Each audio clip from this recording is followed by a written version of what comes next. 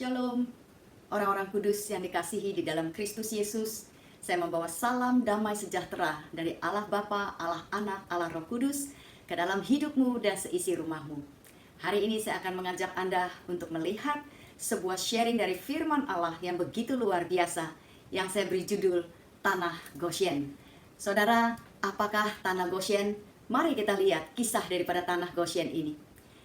Tanah Goshen dapat kita temukan di dalam Kejadian 45, 46, dan 47.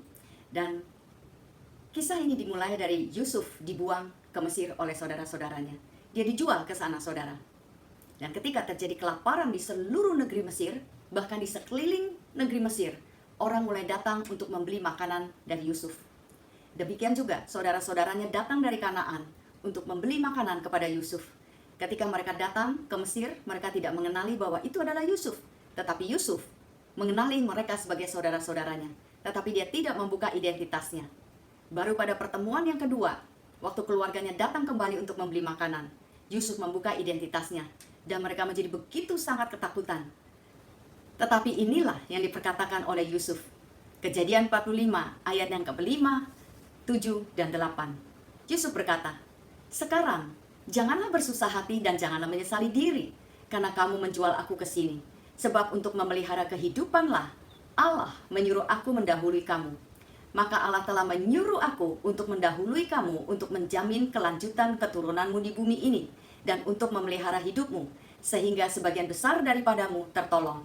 Jadi bukanlah kamu yang menyuruh aku ke sini, tetapi Allah.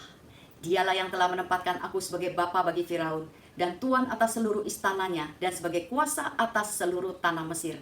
Saudara, kalau Anda memperhatikan apa yang menjadi pernyataan daripada Yusuf, dia mengerti benar siapa Allah yang telah menuntun seluruh hidupnya. Dia berkata, Allah menyuruh aku. Allah telah menyuruh aku. Jadi bukanlah kamu yang menyuruh aku ke sini, tetapi Allah. Yusuf mengerti betul, saudara, bahwa dia diperintahkan Allah sebelum masa kelaparan ini terjadi, sebelum semua orang mengetahui bahwa hal ini akan terjadi. Allah telah mengetahuinya, dan Allah telah mengutus Yusuf terlebih dahulu untuk pergi ke Mesir, karena di sanalah Tuhan akan memberkati negeri ini dan semua bangsa yang ada di sekelilingnya. Lalu saudara, Yusuf meminta kepada saudara-saudaranya untuk membawa bapaknya beserta seisi rumahnya, kambing, domba, beserta segala harta miliknya untuk datang ke Mesir dengan alasan karena telah 2 tahun ada kelaparan dalam negeri ini, dan selama 5 tahun lagi orang tidak akan membajak atau menuai. Nah saudara, ayat ini menceritakan tentang 7 tahun masa kelaparan. Waktu keluarganya datang, kelaparan sudah berlangsung selama 2 tahun. Dan Yusuf mengatakan, masih ada 5 tahun yang panjang akan terjadi masa kelaparan. Ketika saudara saya membaca ayat ini di awal tahun, di dalam manusia roh saya, Tuhan berkata, pandemik ini bukan cuma jangka yang pendek, tapi ini akan memakan waktu yang agak panjang. Dan kita tidak akan tahu kapan ini akan berakhir. Dan ini bukan hanya berdampak satu negara, tapi seluruh dunia mengalami dampak daripada pandemik ini. Oleh karena itu saudara, saya ingin mengingatkan kepada Anda, masa pandemik ini sangat panjang. Bagaimana kita mengerti tentang tanah Goshen ini akan membawa Anda keluar tanpa rasa takut, tanpa rasa gelisah, tanpa rasa panik apakah Anda akan makan atau tidak besok. Mari kita teruskan. Lalu saudara, dari mana Yusuf mengetahui semuanya ini? Yaitu dari mimpinya Firaun yang diterjemahkan oleh Yusuf sendiri. Dan ini yang membuat dia naik ke tahta pemerintahan. Lalu saudara, waktu dia memanggil bapaknya datang, dia mempersiapkan sebuah tanah yang terbaik, yaitu tanah Goshen, untuk papahnya dan seisi rumahnya.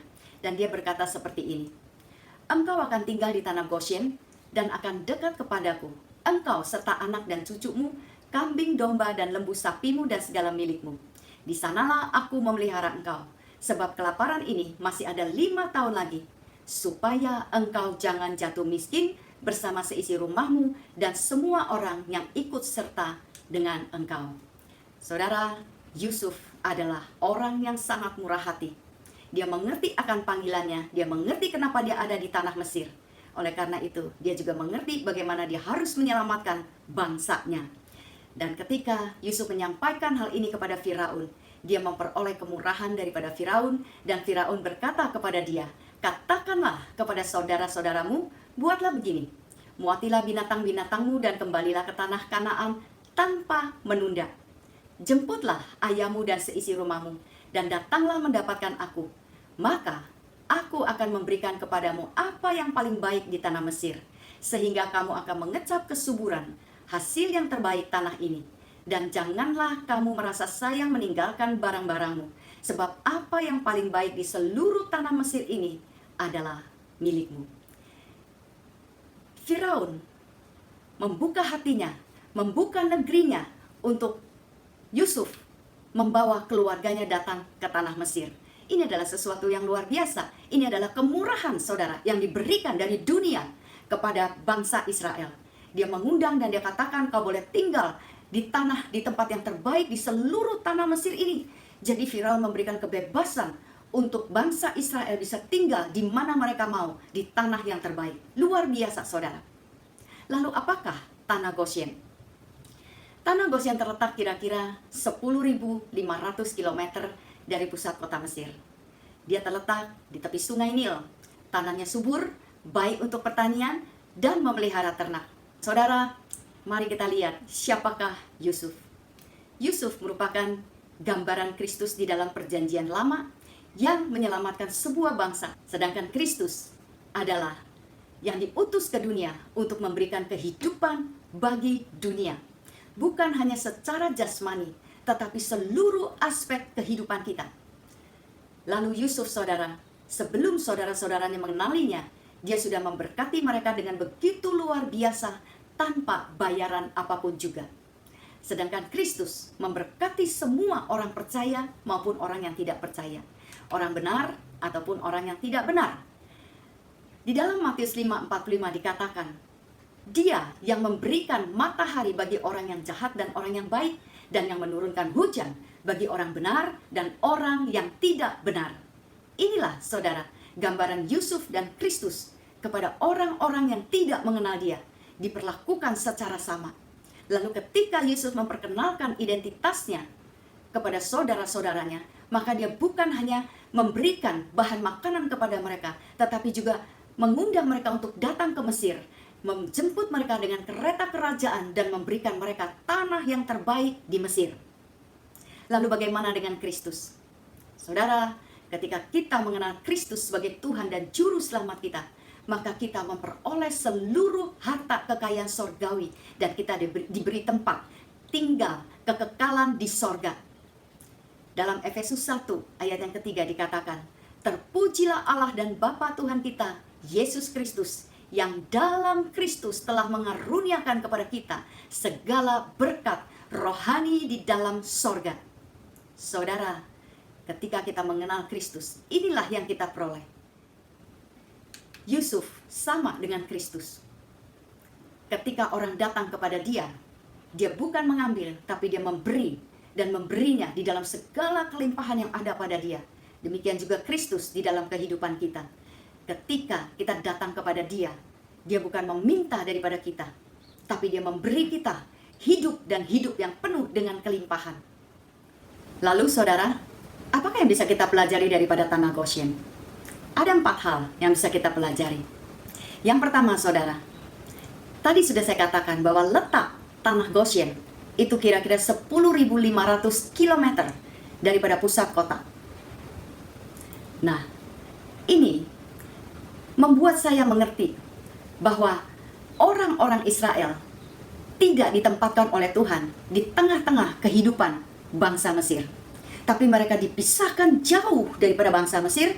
Mereka diberikan satu tempat yang khusus, yang jauh daripada pusat kota, supaya mereka tidak mengadopsi kehidupan orang Mesir. Mereka tidak membawa kultur orang Mesir memasuki kehidupan mereka, karena mereka mempunyai kultur tersendiri. Bangsa Israel mempunyai kultur yang lebih tinggi daripada bangsa-bangsa yang lain. Oleh karena itu, Tuhan tidak mau menempatkan mereka di tengah-tengah kehidupan, di tengah-tengah kota, sekalipun di sana ada kehidupan yang lebih luar biasa, lebih wah, lebih bisa mempelajari banyak hal. Tidak, saudara.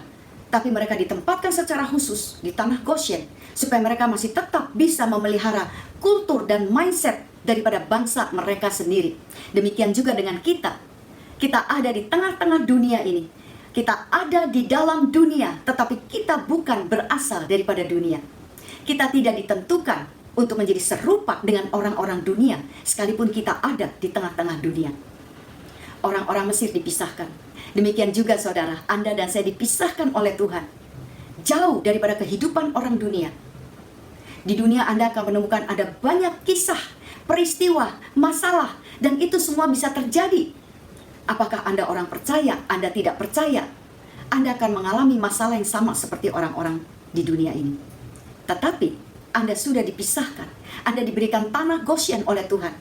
Sekalipun Anda mengalami musibah yang sama, sekalipun Anda mengalami pencobaan, tantangan, godaan, penderitaan yang sama, tapi Anda dibedakan oleh Tuhan. Anda diberikan jalan keluar yang berbeda. Anda diberikan penyelesaian solusi yang berbeda dengan cara orang-orang dunia menyelesaikan seluruh permasalahannya.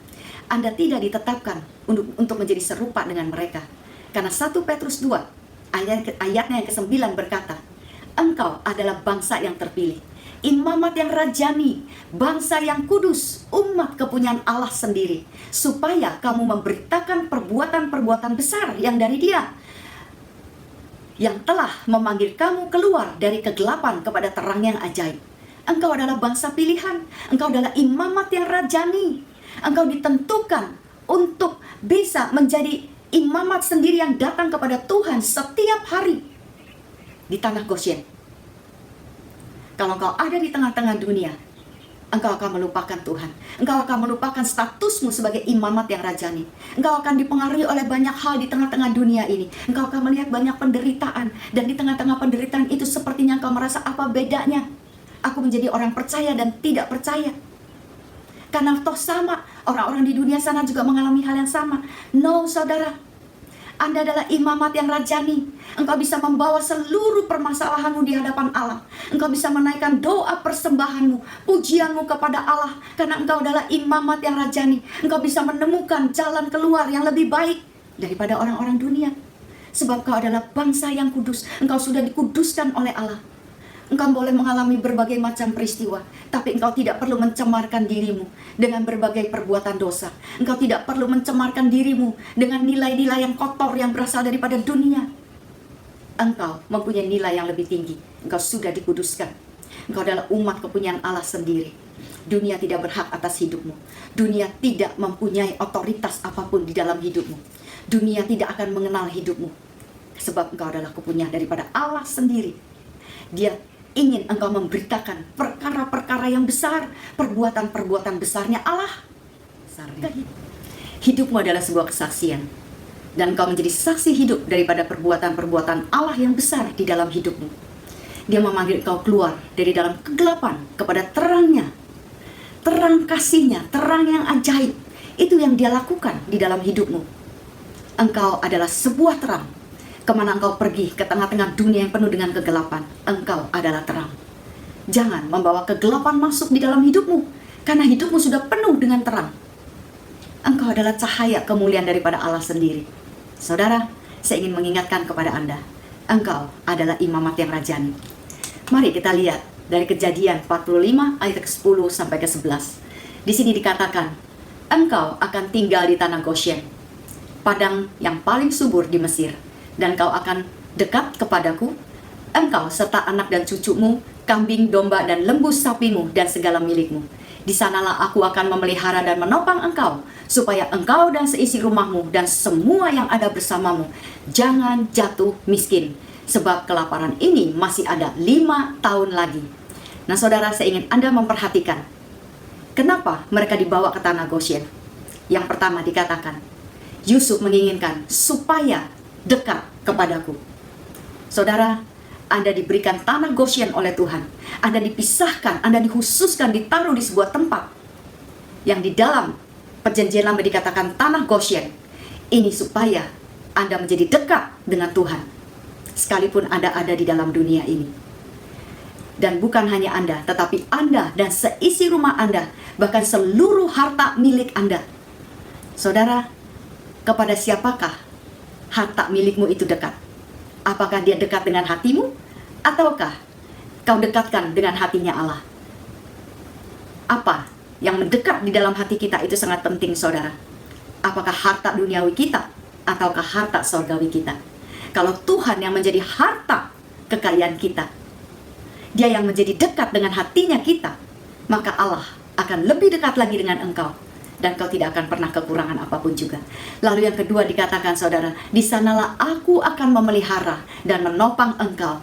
Saudara, di tanah Goshen inilah, ketika kita dekat dengan Dia, maka Dia akan memelihara dan menopang hidup kita. Saudara, tidak ada yang lebih baik daripada pemeliharaan dan topangan Allah di dalam hidup kita. Amin, saudara. Lalu yang ketiga, supaya engkau dan seisi rumahmu dan semua yang ada bersamamu jangan jatuh miskin. Allah mempersiapkan tanah Goshen. Yang pertama, supaya kita dekat dengan Dia. Yang kedua, supaya Dia bisa memelihara dan menopang kita. Yang ketiga, Dia punya tujuan, supaya Anda tidak jatuh miskin. Bukan cuma Anda, tapi Anda dan seisi rumah Anda. Saudara, mari miliki pikirannya Kristus. Kenapa ada tanah Goshen?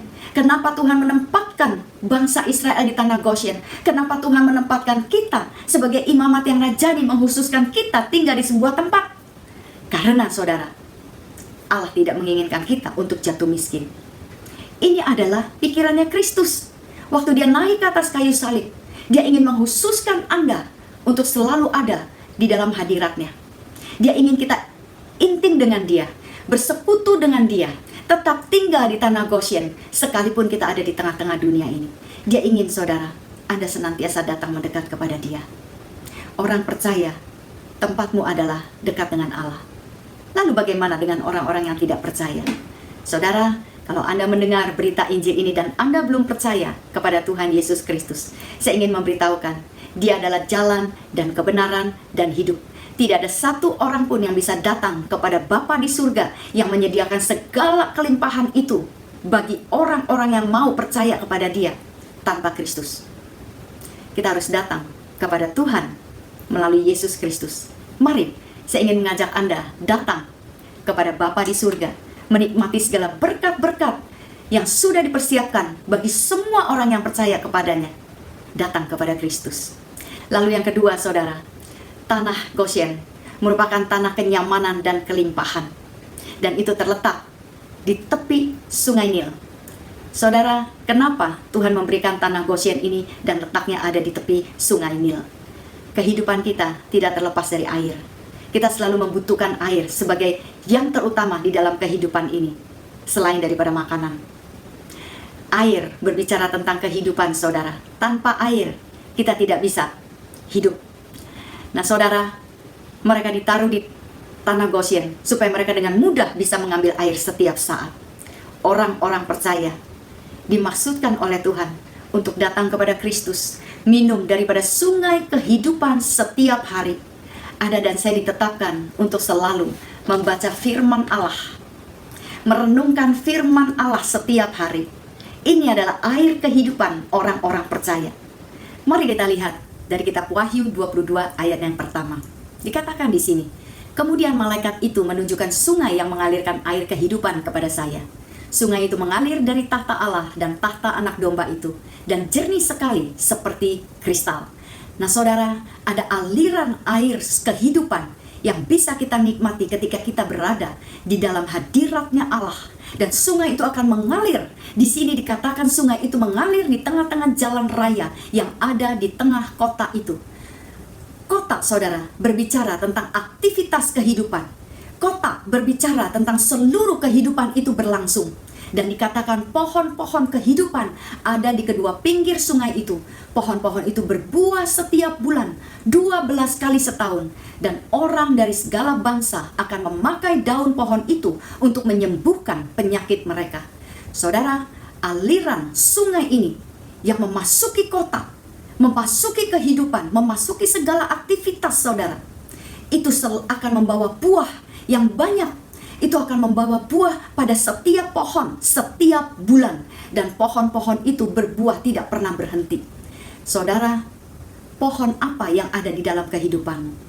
Apakah di tengah-tengah kehidupanmu engkau menghasilkan pohon keletihan, pohon panik, pohon ketakutan, pohon sakit penyakit karena engkau bekerja terlalu keras dan kau tidak pernah meminum dari air kehidupan? Pohon apa yang kau hasilkan? Yang Allah hasilkan bagi kita kalau kita minum dari aliran sungainya adalah pohon kehidupan. Pohon itu membawa kesembuhan.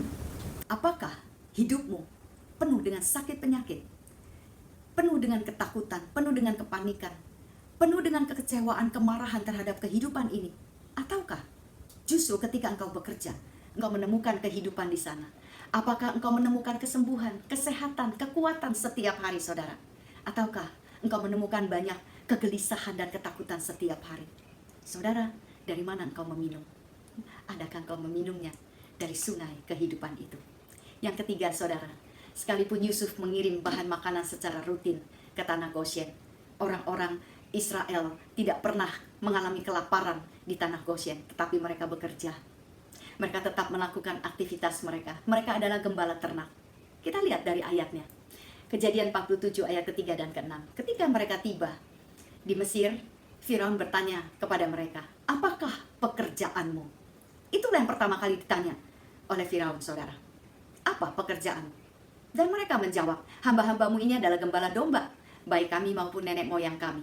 Lalu Firaun berkata, oh bagus, sangat baik. Tanah Mesir ini terbuka untukmu. Tunjukkanlah kepada ayahmu dan kepada saudara-saudaramu tempat menetap yang terbaik dari negeri ini. Biarlah mereka diam di tanah Goshen. Dan jika engkau tahu di antara mereka orang-orang yang tangkas, tempatkanlah mereka menjadi pengawas ternakku. Saudara, sekalipun ini ada di tengah-tengah musim pandemik, musim yang sulit, di mana orang mulai mengalami dampak daripada pandemik ini. Tapi saudara, jangan berhenti bekerja. Tetap melakukan aktivitas, melakukan sesuatu yang bisa memenuhi panggilan hidupmu. Orang-orang di desa masih tetap bisa menanam berladang apa saja yang membuat ladangmu itu menghasilkan tumbuh-tumbuhan dan kau bisa makan dari ladangmu sendiri. Saya mengenal seorang hamba Tuhan yang begitu rajin untuk terus menanam sayur-sayuran di rumahnya, saudara. Dan bukan hanya dia dan seisi rumahnya yang mendapat makan, tetapi orang berdatangan meminta sayur-sayuran itu, tanaman itu untuk dibawa pulang. Dan beliau adalah seorang hamba Tuhan yang sangat murah hati. Siapa saja minta, dibagi. Facebooknya selalu memperlihatkan tanaman apa yang sedang dia tanam dan bagaimana suburnya tanaman itu. Dan orang berdatangan meminta tanamannya. Dan dia tidak pernah kekurangan, saudara. Dia memberi dan memberi dan memberi. Tanamannya begitu subur. Tuhan buat tanamannya menjadi luar biasa. Haleluya. Dan bagi setiap pengusaha, saya ingin mengajak Anda untuk tetap membangun relasi, melihat peluang. Tetap bekerja. Karena saya melihat ada banyak teman-teman saya. Di tengah-tengah masalah ini, mereka diberkati dengan luar biasa. Karena mereka terus bekerja. Haleluya. Dan yang keempat, saudara, bangsa Israel tinggal selama 400 tahun di tanah Goshen, terlindung, tidak pernah terdengar mereka mengalami sakit penyakit. Mereka adalah bangsa yang kuat dan sehat. Itulah sebabnya ketika Firaun digantikan oleh anak-anaknya yang sudah tidak lagi mengenal bangsa Israel dan Yusuf, mereka mulai mempekerjakan orang-orang Ibrani karena mereka kuat. Wanita-wanita Ibrani semuanya kuat, saudara. Mereka dilindungi dan dijaga oleh Tuhan. Haleluya. Apakah yang kita pelajari tentang tanah Goshen? 4 hal, saudara. Mereka tinggal jauh dari kota untuk bisa dekat dengan Tuhan, untuk bisa dipelihara oleh Tuhan, untuk tetap menjaga kultur mereka sendiri, menjaga mindset mereka sendiri. Mereka ada di sana supaya mereka tidak jatuh miskin. Yang kedua, mereka berada di tepi sungai supaya mereka selalu bisa minum air. Anda dan saya ditentukan untuk selalu minum air daripada air kehidupan. Mereka tetap bekerja, mereka terlindung. Haleluya. Saya ingin sharing kepada Anda beberapa kesaksian yang pasti akan memberkati Anda. Yang pertama, saudara, ketika saya dan suami sedang berdoa, kami berdoa karena kami juga tidak terlepas terkena dampak daripada pandemik ini. Tapi kami tidak sempat memecat karyawan sampai hari ini. Dan saya berdoa senantiasa kepada Tuhan untuk tetap menempatkan kami di tanah Goshen, dan kami tetap mau tinggal dekat dengan Tuhan. Ketika hari itu, saudara, saya berdoa khusus untuk tanah Goshen. Pada waktu kami berdoa, menyebut tanah Goshen, suami saya tiba-tiba menerima sebuah message, menerima sebuah pesan di dalam HP-nya dari seseorang yang menyuruh dia untuk menelepon kembali. Dan ternyata, saudara, waktu suami saya menelepon kembali, orang ini mengajak suami saya untuk berinvestasi, sebuah investasi yang baik. Saya katakan, kita baru selesai berdoa tentang tanah Goshen, dan Tuhan pelihara keluarga kami dengan berbagai macam cara, saudara. Luar biasa. Lalu yang kedua, saudara, 2 minggu yang lalu, ketika saya ada di supermarket, seorang ibu menelepon saya dan mengatakan, ada seseorang yang ingin menyumbangkan beras sebanyak 400 kg dan meminta saya untuk menyalurkannya. Saudara, Tuhan juga ingat kepada anak-anak yatim piatu. Lalu teman saya, seorang ibu rumah tangga bersaksi. Anaknya bersekolah dan teman sekolahnya ini, saudara, kehabisan biaya karena orang tuanya tidak sanggup lagi memberi uang kepada dia. Kuliahnya tinggal 1,5 tahun dan dia sudah tidak punya uang. Akhirnya dia tidak bisa melanjutkan lagi sekolahnya, dan anaknya, kawan saya ini, anaknya bercerita kepada dia, dan mereka berniat untuk membantu. Dan sebelum mereka membantu, mereka berdoa bersama-sama dengan anak ini. Lalu anak ini pulang kampung, dan di kampung, saudara, orang tuanya memiliki sebidang tanah yang mau dijual sebetulnya untuk membiayai anak ini, tapi nggak pernah laku. Tapi hari itu setelah dia menerima Tuhan Yesus Kristus, dia pulang ke kampung, tiba-tiba ada orang yang menawar tanahnya ini. Dan harganya itu, saudara, bisa menutup biaya uang sekolah selama 1,5 tahun, bahkan berlebih. Tuhan ingat dengan anak sekolah. Dan ada 2 teman saya yang punya bisnis, saudara. Yang pertama, suaminya sudah merencanakan untuk mengurangi karyawan karena order yang masuk itu sangat sedikit. Lalu, saudara, dia mulai berbicara dengan istrinya dan mereka berdoa bersama-sama. Singkat cerita, suaminya ini ingin menagih hutang kepada seseorang, dan ternyata orang itu tidak bisa membayar. Dan waktu dia datang, saudara, untuk menagih hutang itu, ternyata ada banyak kreditur-kreditur yang juga menagih hutang, dan semua menagih dengan kasar, mengambil semua barang-barang milik daripada orang tersebut. Tetapi suami daripada teman saya ini tidak melakukan hal yang sama. Karena dia melihat keadaan seperti itu, dia berkata kepada istri orang yang menghutangi dia, "Tidak apa-apa, Bu, saya akan kembali lagi." Lalu, saudara, dia pulang, dia ngobrol dengan istrinya, lalu mereka berdoa kembali bersama-sama. Kemudian beberapa hari dia mendatangi kembali ibu itu. Anda tahu apa yang dikatakan oleh ibu itu? Dia keluar, saudara, dia membawa setumpuk kertas. Dia katakan begini, "Karena engkau tidak mencaci maki saya, engkau tidak mengutuki saya memberikan kepada kamu ini daftar seluruh langganan kami. Anda boleh pakai." Dan saudara, dari keinginan untuk mengurangi karyawan, hari ini perusahaan mereka diberkati dengan begitu luar biasa. Ibu yang menghutangi suaminya ini, setiap kali menerima telepon, ada orang yang mau order, dia selalu memberikannya kepada keluarga ini. Dan order mereka, saudara, tiba-tiba meningkat sangat luar biasa. Tidak ada pengurangan karyawan. Padahal, saudara, salah satu daripada karyawan mereka mendatangi suaminya dan berkata, "Pak, kalau nanti diundi yang keluar nama anak saya, tolong jangan anak saya yang dipecat ya, biar saya saja, karena anak saya punya tanggung jawab mau bayar cicilan rumah." Saudara, Tuhan membalikkan semua keadaannya, berubah total. Tidak lagi mengurangi karyawan, order berkelimpahan. Dan satu lagi teman saya, saudara, dia berpikir salesnya kurang, tapi ketika dia mengecek dengan akuntannya, salesnya naik, saudara. Orang-orang mengurangi karyawan, dia merekrut karyawan, sangat luar biasa. Saudara, saya sangat diberkati. Tuhan pelihara semua orang, semua lapisan. Anda tidak perlu khawatir, Anda tidak perlu takut, Anda tidak perlu gelisah. Lalu bagaimana dengan kami, Bu, hamba-hamba Tuhan? Anda juga tidak perlu khawatir. Saya berbicara dengan beberapa teman-teman saya yang digerakkan hatinya, diingatkan oleh Tuhan kepada siapa mereka harus memberi. Dan ketika mereka saling ngobrol untuk memberi, mereka ditaruhkan nilai yang sama oleh Tuhan untuk memberi kepada hamba Tuhan yang sama. Saudara, saya kagum dengan apa yang Tuhan lakukan. Luar biasa. Saya sangat-sangat diberkati. Apa yang bisa kita pelajari, saudara? Apa yang perlu kita ingat dari kisah Tanah Goshen ini? Saudara, pandemik yang akan kita lalui ini masih sangat panjang. Ada new norm, ada kehidupan normal yang baru, gaya hidup yang baru, kebiasaan yang baru. Sekarang kita keluar masuk toko, keluar masuk mall, saudara, tidak lagi semudah seperti dulu. Semuanya harus dicek, semuanya harus diperiksa. Berapa temperaturmu baru engkau boleh masuk. Sesuatu yang tidak pernah saya alami, tapi inilah yang harus kita jalani. Tapi ada 3 hal yang bisa kita lakukan, saudara. Yang pertama, tuntunan Tuhan sangat dibutuhkan. Ketika Yakub diminta untuk datang ke Mesir, di dalam perjalanannya dari Kanaan ke tanah Mesir, Tuhan datang menjumpai dia. Dan Tuhan berkata, "Akulah Allah, Allah ayahmu. Janganlah takut pergi ke Mesir. Sebab aku akan membuat engkau menjadi bangsa yang besar di sana. Aku sendiri akan menyertai engkau. Pergi ke Mesir dan tentulah aku juga akan membawa engkau kembali.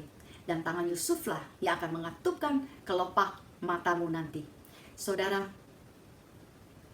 kita harus belajar mencari tuntunan Tuhan. Banyak berdoa, intim dengan Dia, bersekutu dengan Dia, intim dengan Roh Kudus, dengarkan suaranya. Dengarkan tuntunannya setiap saat, karena Dia ingin ikut ambil bagian di dalam setiap keputusanmu, di dalam setiap pergumulanmu, di dalam setiap masalahmu, dalam hal apapun juga. Dengarkan suaranya. Yang kedua, saudara, jangan lupa terus menabur. Ingat, tadi saya katakan, hamba Tuhan yang tidak punya apa-apa, yang dia tabur adalah tanaman, yang dia tuai adalah tanaman terus, saudara. Yesus memperhatikan setiap taburan kita. Yesus tidak lupa dengan taburan kita.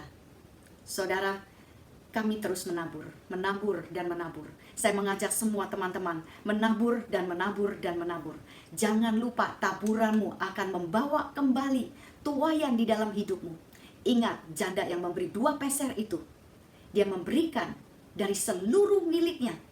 Dan Tuhan mengatakan, itu adalah pemberian yang terbaik. Yesus sengaja duduk, saudara, di depan peti persembahan, memperhatikan setiap orang yang memberi.